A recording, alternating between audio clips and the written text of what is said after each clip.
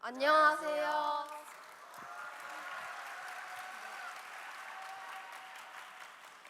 저희는 사랑스러운 그의 개혁주의 스피치 대회팀 러블리 텐텐입니다.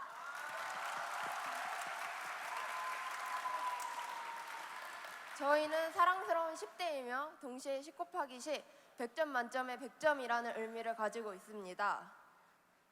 저는 팀 소개 및 마무리를 담당하는 김유나, 주제 선정 이유를 발표하는 박건호, 성경 이야기를 발표하는 지은채, 예수님의 이야기를 발표하는 차하은, 샬롬 부흥 적용을 담당하는 김예준으로 구성되어 있습니다.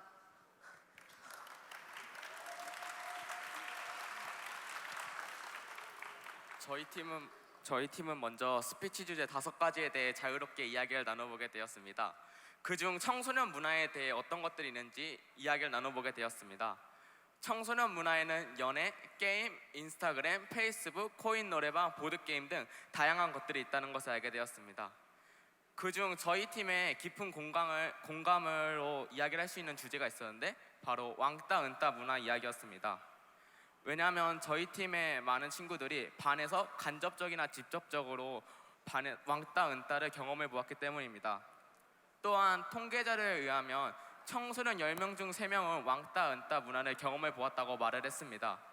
그리고 전에 유행했었던 더글로리, 모범택시 등과 같은 대중매체에서도 왕따 은따를 다루고 있다는 것을 알게 되었고, 저희는 성경에서 왕따 은따를 어떻게 다루고 있는지에 대해 이야기를 나눠보게 되었고, 이 주제를 선정하게 되었습니다. 우선 저희는 성경에도 왕따와 은따 이야기가 있을까에 대해 이야기를 나눴을 때 저희가 가장 먼저 떠올린 인물은 요셉입니다. 요셉은 형제들에게 왕따를 당한 대표 사례가 아닐까 생각하게 되었는데, 요셉은 형제들에 의해서 구덩이에 던져지고 노예로 팔리기까지 했습니다. 하지만 요셉은 그런 형제들에게 복수하지 않고 형제들을 용서했다는 점이 저희에게 새롭게 다가왔습니다.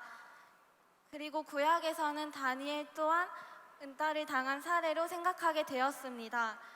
다니엘은 함께 일하는 정치 지도자들에게 질투를 받았기 때문에 사자굴에 던져졌다고 생각했기 때문입니다. 그리고 신약에서는 사마리아 여인이 사람들이 아무도 다니지 않은 정오에 우물가에 나와 물을 기르는 모습 속에서 은따를 당했다고 볼 수 있었습니다. 이 외에도 삭개오와 바디메오 등 다양한 인물들이 왕따와 은따를 경험했다는 것을 알게 되었지만, 왕따 은따의 모습은 예수님에게서 가장 많이 발견할 수 있었습니다. 예수님은 힘있는 유대 종교 지도자들에게 집단 괴롭힘을 받은 자라고 볼 수 있습니다. 성경을 살펴보니 종교 지도자들이 예수님을 싫어했고 죽일 방도를 의논했다고 나와 있습니다. 동시에 예수님의 사역 현장에 난처한 질문을 하는 사람을 보내어 예수님을 괴롭힌 장면도 나와 있습니다. 특별히 예수님이 십자가를 지고 가시는 그 길에선 희롱, 언어폭력, 신체폭력과 같은 장면도 볼 수 있었습니다. 예수님께서 걸어가신 십자가의 그 길은 학교폭력 괴롭힘의 양상과 너무나도 비슷합니다. 무엇보다 예수님은 이런 괴롭힘을 당하실 때 주변 이스라엘 사람들뿐만 아니라 제자들에게도 외면당하셨습니다. 성경은 예수님께서 십자가에서 어찌하여 나를 버리시나이까 라고 외쳤다고 기록하고 있습니다. 예수님은 유대인의 왕으로 따돌림 받으시며 십자가에 달리셨습니다.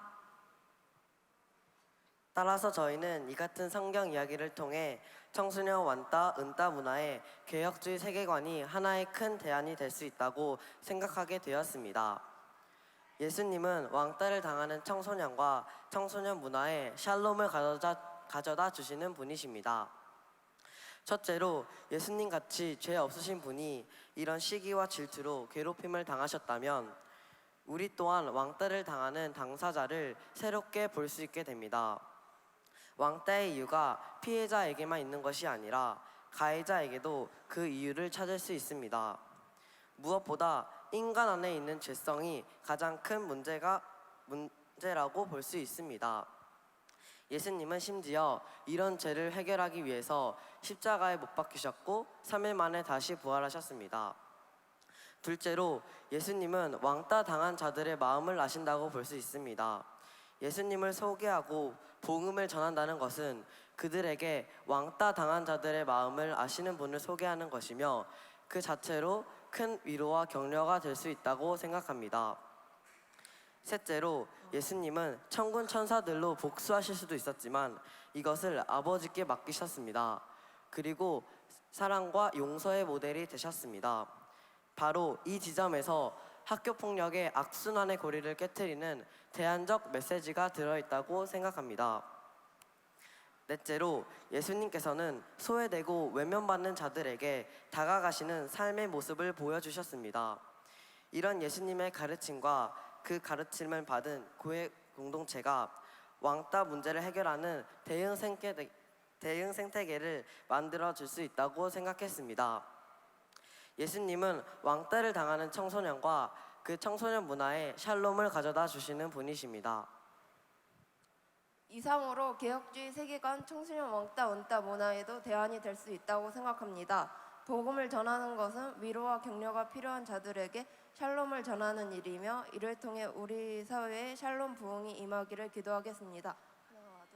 감사합니다. 박수!